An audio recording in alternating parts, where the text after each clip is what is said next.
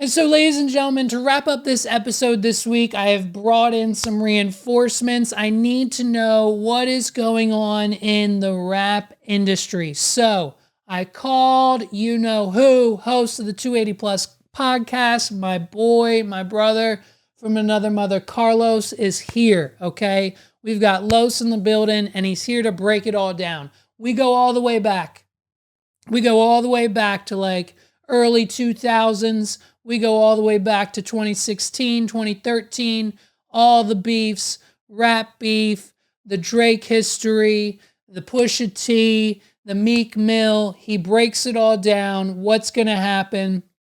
And yo, when you're done listening to the history of Drake and rap and just an overall status, this is basically an overall status of the current state of rap. We talk about new rappers, old rappers, retirement, who's coming up, what Kanye's doing, future, Metro Boomin. If you're in to hip hop or rap at all, you're gonna want to listen to this conversation. So please stick around for my friend Los. Here is the full conversation. Please enjoy. Awesome. All right, man. So here's the thing. Listen, is it Drake and Kendrick? We're beefing. We've got a 2024 all-star matchup rap beef, right? Yes. And from my understanding, this doesn't happen too often with Drake. Has there only been two notable other instances in the past? Essentially, I mean, I'm sure. There's Well, been other beefs, what notable instances are you talking about? So, You talking about Pusha T, and you talking about Meek Mill? Correct. Yeah. Yeah. Well, then there was, remember, so what happens in 2016, and it's literally this event in 2016 is what is responsible for Joe Budden podcast blow up. So Joe Budden also came at Drake. He's involved. I didn't know. So Perfect. yeah, so Joe Budden assumed that like there was a song on Views that he assumed that was talking about him, and he thought there was a lot of like shots that he was sending to him, and it was like it. And he went on these deep dives for weeks, like multiple episodes. Yeah, I mean, this is when Rory and Mal was still there, right? And so he's going and like he's making like. And here's the thing: when Joe Budden is a real lyricist, like, and I don't know because you might not have ever been familiar with his music, but like we've chatted about Budden before. My unfortunately, I should go back and do my research now, but unfortunately, my only history with Budden is Pump It Up being on the You Got Served movie, and that's okay. That's where I'm at. So yeah. Well, so Joe Budden is like, when we talk about lyricism, like he's actually very up there. Like, he's a staple in hip hop. Yeah. He can really rap, but he's never had like huge commercial success. So so a lot of times when people try to criticize him and they'll say like, oh, what does it matter because you don't got hits, whatever. But it's like, if you was a hip hop head, if you was into the mixtape scene, you would know how great he is, right? So when he breaks down bars, he is the Drake whisperer. You know what I'm saying? Like he gathers and puts stuff together that like I miss a lot of times. So he assumed, I mean, that a lot of stuff was coming to him.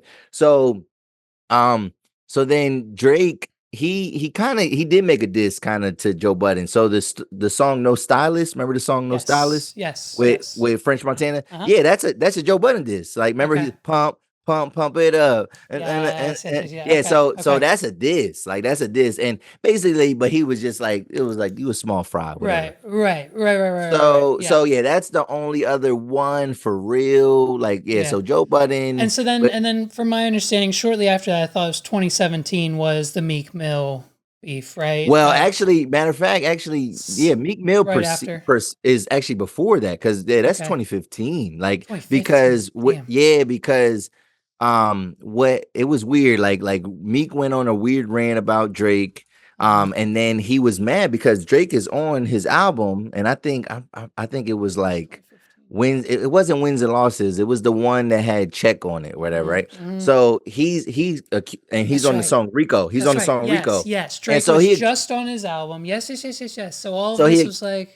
Yeah, he accused him of like having ghost, like that's when the whole Quentin Miller stuff comes out. Ghostwriting. Yeah, I mean, whatever. So Meek kind of put light to that, And then, and then I think a lot of people started like looking into stuff. Mhm. So, but then Meek, and a lot of people assume like, oh, it's over for Drake, bro. Like Meek is like, because Meek comes Right, from that. Meek right, comes from battle rap. right. Straight from Philly, straight He's a from the street battle, dude. straight Yeah, from it's like, ride them it's like pipes. Yeah, it's easy work. yeah. So Drake puts out Charged Up. Meek doesn't respond, and then he puts out Back to Back. Back to Back is a hit, and it like Meek Yeah, can't come back at that. I think yeah. he does drop a disc, but didn't do anything. So Yeah, no, Meek dropped one, and then I think everyone kind of just faded it out, and then went and turned back to back on. yeah. And yeah, and of course Nikki was involved at the time because she was dating Meek and YMCMB and the whole thing. Okay. And then because again, unfortunately, I apologize showing my stripes here. I didn't grow up with and unfortunately never got into Pusha T's music. So Okay. that whole event I never followed. But Okay. as from my understanding, did Drake ever make like a back to back, like a track towards Yeah, he Pusha? does. Did he? Okay. So the first song that so in was it 2017? So Daytona comes out. That's Pusha T's album, right? Yeah. And he has a song on there called Infrared. Okay. And Infrared is like it's a guised diss towards Drake, whatever. And he's just talking heavy, like basically like you not like he said a lot of stuff about like just Drake's like appearance and stuff like that. Like I'm talking about like his hair don't nap and or was that on Adidon? I don't know. But he comes at Drake on Infrared. Yeah. Drake comes back with Duppy Freestyle. Now, Duppy Freestyle was hard. Like it was hard. Like it was like, and so that's when, and was that 20? Was that no, that's 2018. 20 Was it so 2017, then 2018? 20 October of 2018 is when he came out with the story of Adidon is so when he outed his son, fam. I remember So that. that was in October? That I was in remember October. that. So Yeah, I think so. so Daytona must come out. Yeah, don't Daytona came out in 18 then because let's see, when does Daytona release date? Daytona Pusha T. It's looking like May 25th, 2018. Yeah. 20, yes. So Infrared comes out Yeah. on Daytona, right? Yeah. Drake drops W Freestyle. Now W Freestyle was I was like, wow. Like I was impressed because I was like, all right, Drake is not like he ain't no bitch, right? Like Right. in 2018, to be honest, that's when I become like a Drake fan. Like I like Drake. I like songs of Drake, but that's when I Yeah. became a fan because the Scorpion album is like that's my favorite Drake album. And so it's crazy because Duppy Freestyle comes out, and a lot of people feel like Duppy Freestyle was mostly about Kanye, Right. and because Kanye is good music boss, you know what I'm saying? So Right. and that's what it's like. It's Pusha he's T, coming at Kanye a little mostly, but then it is kind of to him, and he said he makes a reference to like Pusha T's girl or something like that. So Adidon didn't come out until October. Story of Adidon. I feel like it came. I think he kind of went. When did that come out? Maybe it was just no. So all right, that was May. That was May. It was in May, yeah. Yeah. So because that's the thing. So Pusha came right back So with the it's Adidon. right He after did the album.